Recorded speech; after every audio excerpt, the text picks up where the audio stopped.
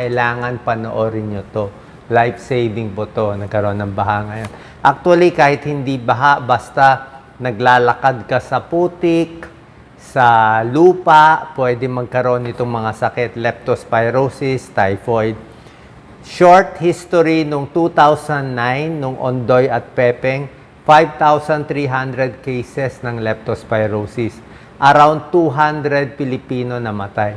Noong 2012, 3,300 cases ng leptospirosis, 170 namatay. Mahirap mayaman, pwedeng tamaan nito. May kilala nga ako, anak ng mayaman, namatay din sa leptospirosis. Kasi syempre, hindi ka makaiwas lumusong sa baha. Hindi mo rin maiwasan na may daga. Kahit saan naman may daga sa atin eh.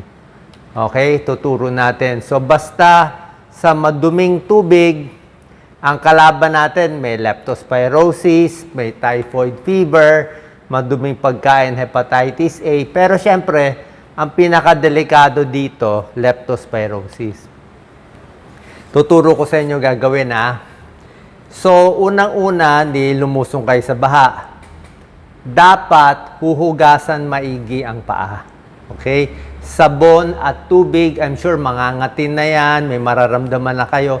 Sabon at tubig, pwede ka mag-alcohol, gamitan ng alcohol, yung iba povidone iodine, pero sabon at tubig, sapat na yon. Ang problema nga, kung merong alipunga o may sugat ang paa, mamaya, meron akong prevention na gamot para sa leptospirosis. Tuturo ko mamaya. Napakahalaga to. Yan din ang tinuturo ng DOH, yung binibigay na gamot, pati yung mga LGU, kailangan nakastock nitong gamot. So, huwag maglalakad sa baha, kundi maiwasan. Lalo na kahit sa farm, basta barefoot sa soil. Tapos, kung mababawasan ang mga daga. Pero kahit saan may daga eh. Kahit dito sa amin, nabaha kami almost, siguro mga 3 feet yun, pinasok yung bahay namin sa baha. Kaya kanina pa naglilinis. So, leptospirosis, ito pinakamahalaga, ganito. So, lumusong ka sa baha. Naglinis na tayo ng paa, di ba? Alcohol, sabon, tubig, di ba? Maligo maigi, magpalit ng baro. Tapos, mamaya, yung mga pagkain, pag tinamaan ng mga tubig baha, syempre, baka nandun yung leptospirosis, baka makain mo. Pwede rin sa mata, pumapasok. So, ang babantayan natin ganito. Ang leptospirosis, up to 40% nakamamatay. Mataas ang death, ang mortality rate niya up to 40%. Ang dengue nga, delikado, 1% lang namamatay. Ang leptospirosis, up to 40%. Pag nag-kidney failure, 20% namamatay. So, lumusong sa baha, ang babantayan natin kung lalagnatin kayo. Pag nilagnat mula usually, mga after 3 to 4 days, pinakamaaga, up to mga 2 weeks. Na pag doon kayo nilagnat, 3 to 4 days, up to 2 weeks nilagnat kayo, lumusong kayo ng baha nung unang araw, delikado po yun. Ha? Tandaan nyo maigi. So, mula ngayon na lumusong sa baha, bilang tayo, 2 days, 3 days, up to 2 weeks, actually up to 1 month, meron pa inaabot. Sino nagkaka-leptospirosis? Siyempre, kung marami pang tubig, baka malinis pa, tubig ulan. Pero syempre, pag kumonti na yan, putik na yan eh. Putik, may ipis, may daga, may ihi ng daga. Lalo na kung may sugat ang paa mo. Okay? Kung may sugat, may alipunga, yun ang delikado. Maraming tinatamaan leptospirosis, farmer, fisherman, construction worker, lahat. Lalo na yung matagal nakalubog sa baha. So, ganito mararamdaman, high fever, headache, muscle pain, sobra sakit sa binti, at naninilaw ang mata. Okay? So, ganito gagawin. Basta nilagnat, mula ngayon, basta nilagnat, within 1 day pa lang, 1 day, 2 days, pa-check agad sa doktor. Sabihin, Doc, nilagnat ako ngayong araw, lumusong ako sa baha, 3 days ago, 5 days ago, 7 days ago. Usually, a-admit ka sa ospital at bibigyan ng antibiotic sa suwero. Ulitin ko, a-admit sa ospital, bibigyan ng gamot sa suwero nakakabuhay. Mabilisan to. Kailangan 1 to 2 days pa lang yung lagnat, mabigyan ka na ng antibiotic, maliligtas yung buhay. Hindi tayo aabot sa 40% mortality na namamatay.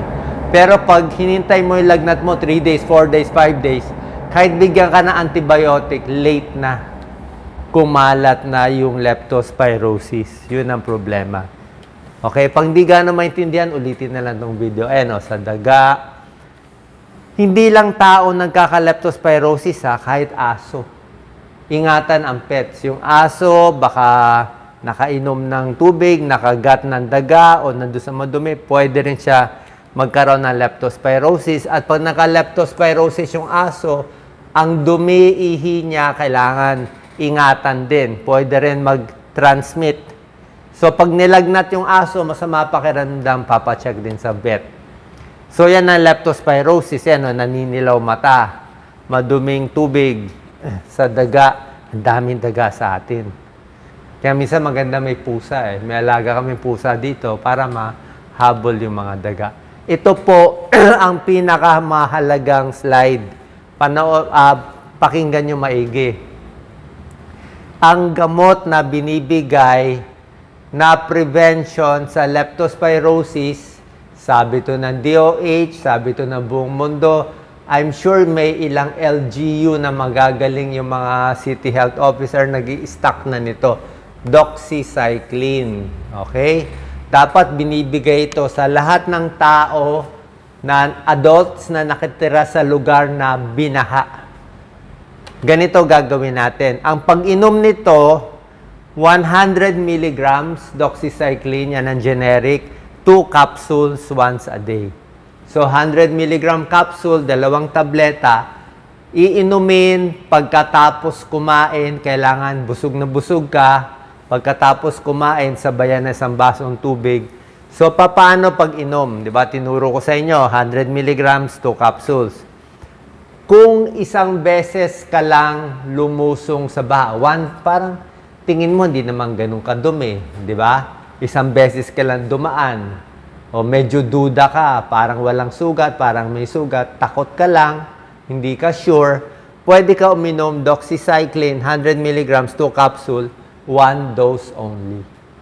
1 dose lang, tapos tama na. Hindi siya 100% mapiprevent ng leptospirosis, pero malaking chance mapiprevent niya.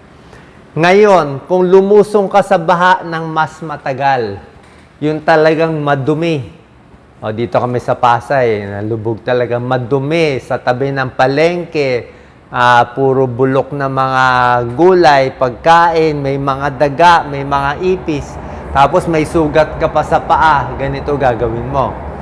Doxycycline, 100 milligrams, 2 capsules, ituloy-tuloy mo every day for 5 days. Ulit. Every day for 5 days. So, 100 milligrams, 2 capsules, bali 200 milligrams. Day 1, day 2, day 3, day 4, day 5. Gawin mo na 5 araw. 5 araw. Okay? Tapos, kung yung lugar mo nalubog ng baha ng 2 linggo, 3 linggo. So, pagkatapos mo ng 5 days, kung lubog ka pa rin sa baha, once a week, itutuloy mo yung doxycycline. Pwedeng 100 milligrams, 2 capsules, once a week na lang. Pero, mag 5 days ka muna. Okay? Mag 5 days ka muna kung high risk ka. Sana po malinaw. Dapat binibigay ng LGU or sa mga butika. I'm sure mabibili nyo to. Emergency meds to. I think dapat ibibigay ito ng mga pharmacies. Hindi ko alam kung kailangan pa ng reseta ng doktor, pero emergency to. So, pag tingin nyo madumi, may diferensya, may sugat ang paa, i-check nyo. Pwede mo uminom 100 milligrams, 2 capsules. Paano iniinom? Isang basong tubig, tapos may pagkain para hindi sumakit ang tiyan. Huwag muna magpapaaraw pag umiinom nito. Kasi pa na-expose sa araw, pwedeng mag-darken ng skin. Yung iba, sumasakit ang tiyan. Sino ang bawal uminom? Okay? Ang bawal uminom, 8 years old or mas bata. So, 8 years old mas bata, wag muna. Buntis, wag muna. Okay? Pag buntis, wag muna. Breastfeeding, wag mo na inom, di pwede. Children 8 years old and below, hindi rin po pwede. Possible side effects, baka mag-rash, may ganyan. Pero wala naman choice eh. Oo. Kung masakit sa tiyan, kaya nga sinabi ko after meals. Okay? Sana po malinaw yon. Kasi tulad na sinabi ko, 2009, 200 namatay. Reported lang yon. 2012, 170 namatay. I'm sure nakapanood nyo dati. Sa NKTI, di ba, may baha. Tapos, after 2 weeks, 3 weeks, napuno yung National Kidney Institute natin. Puro na kidney failure dahil sa leptospirosis. Yan ang tinatamaan, naninilaw. Iba yung kulay ng mata nilang dilaw, hindi yellow eh, yellow-green eh. May pagka-yellow-green, okay?